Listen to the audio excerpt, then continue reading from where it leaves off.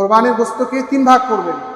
এক ভাগ গরিব মিসকিনদের জন্য, আরেক ভাগ আত্মীয় স্বজন যারা আছে এদের জন্য, আরেক ভাগ নিজে বা শরীক যারা আছে সবাই মিলে। এটা মুস্তাহাব। এটা কি মুস্তাহাব? কোরবানির জবাই করার ক্ষেত্রে, পশু জবাইয়ের ক্ষেত্রে আমাদের কিছু ভুল হয়। অনেক সময় প্রথমে যে জবাইটা শুরু করে সে বিসমিল্লাহ আল্লাহু আকবার বলে, পরে কিছু দূর যাইয়া একজন কসাইয়ের কাছে ছুরি দেয় যে ভাই আমি করি, আমি শেষ করি, তোমারটা হইতেছে না। তখন সে যে ছুরিটা নিল ওই সময় তাকেও কি করতে হবে? বিসমিল্লাহ আল্লাহু আকবার বলতে হবে। বাই চান্স যদি সে না বলে বিসমিল্লাহ আল্লাহু আকবার, ঘটনাক্রমে যে রগগুলো কাটার কথা ছিল, জরুরি ছিল জবাই বিশুদ্ধ হওয়ার জন্য, ওইটা যদি ওই সময় না কাটা হয়ে থাকে আর সে তো কী করলো না, বিসমিল্লাহ পড়লো না, তাহলে কিন্তু এই পশু জবাই হবে না এবং এটা খাওয়া হালাল হবে না। এটা খুব খেয়াল করা চাই, আমাদের অনেক সময় ভুল হয়। কষাই এসে যে দেয় তখন আর কি করে না, বিসমিল্লাহ করে, বিসমিল্লাহ আগের জন বলছি। এভাবে হালাল হবে? প্রথমে যে জবাই দিবে সবচেয়ে ভালো যে শুরু করবে সেই শেষ করবে, তাই না? এরপর যদি অন্য একজন লাগে সে অবশ্যই কী করতে হবে? বিসমিল্লাহ আল্লাহু আকবার বলতে হবে। না বললে কিন্তু কি হবে না, পশু হালাল হবে। কোরবানির বিধান এটাই যে পশু জবাইয়ের সময় আল্লাহর নাম নেওয়া।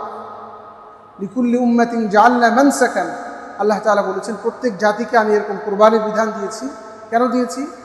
লিয়াযকুরু ইসমাল্লাহ, তারা যেন আল্লাহ তাআলার নাম নেয়, আলা মা রাযাকাহুম মিন বাহিমাতিল আনআম, আল্লাহ তাআলা তাদেরকে যে গবাদি পশু দিয়েছেন এগুলো জবাইয়ের সময় যেন তারা আল্লাহর নাম নেয়। আল্লাহর নাম নেওয়ার জন্যই কি দিয়েছেন? আল্লাহ তাআলা কোরবানির বিধান দিয়েছেন। কারণ আপনি আল্লাহর নামটাই যদি ঠিকমতো না নেন তাহলে একটা ঝামেলা হয়ে গেল।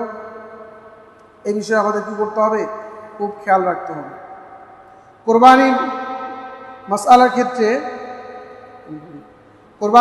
ক্ষেত্রে যদি কোরবানির মধ্যে কেউ যদি আকিকা দিতে চায়, কি দিতে চায়? আকিকা, এটা জায়েজ হবে কিনা? জায়েজ আছে।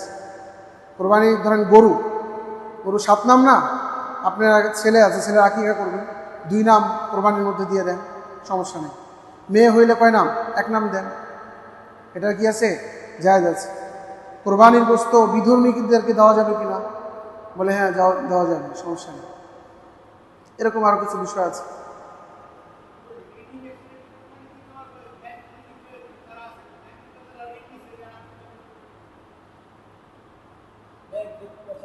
ব্যাংকে ঋণগ্রস্ত ব্যক্তি, এখন সে কি ঋণ এমনভাবে গ্রহণ করছে যে সে দেউলিয়া হয়ে গেছে এরকম, নাকি ওই ঋণ ছাড়াও সে নিসাব পরিমাণের মালিক? ঋণ আছে 5 লাখ, ওই 5 লাখ ছাড়াও তার ক্যাশে আরো 1 লাখ আছে, কোরবানি ওয়াজিব।